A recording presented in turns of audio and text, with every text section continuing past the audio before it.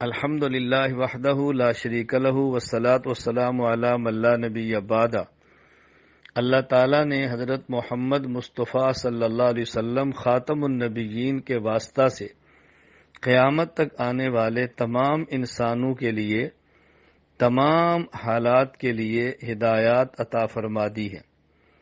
اس وقت corona virus جو ایک بین الاقوامی مرض اور وبا کے طور پر سامنے آئی ہے، اس کو ختم کرنے کے لیے کئی ایک ممالک میں مسلمانوں نے اجتماعی طور پر اذانیں دینا شروع کی ہیں۔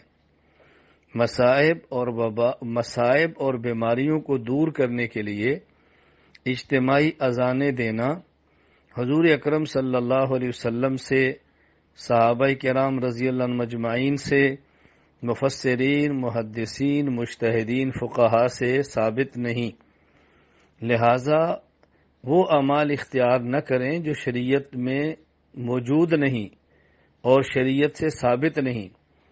ایسے موقع پر توبہ کرنا، استغفار کرنا، صدقات کا اہتمام کرنا، احتیاطی تدابیر اختیار کرنا، یہ باتیں ثابت ہیں اور اس کا اہتمام کرنا چاہیے۔ اس لیے میں دنیا بھر کے مسلمانوں سے گزارش کرتا ہوں، سنت کا اہتمام کریں، اتباع شریعت کا اہتمام کریں اور اپنی طرف سے ایسے اعمال نہ کریں جو دین میں اور شریعت میں ثابت نہیں ہیں۔ اس سے امراض بڑھتی ہیں، کم نہیں ہوتی، وبائیں پھیلتی ہیں، ختم نہیں ہوتی۔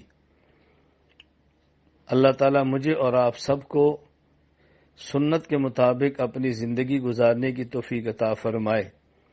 اس بیماری میں جو حالت ایمان میں دنیا سے چلے گئے ہیں، اللہ تعالیٰ ان کی مغفرت فرمائے۔ جو بیماری کے اندر مبتلا ہیں، اللہ تعالیٰ ان کو صحت عطا فرمائے، اور جو اس بیماری سے محفوظ ہیں، اللہ تعالیٰ ان کو محفوظ ہی رکھے، بیماری ان کے قریب بھی نہ آئے۔ وآخر دعوانا ان الحمد للہ رب العالمین۔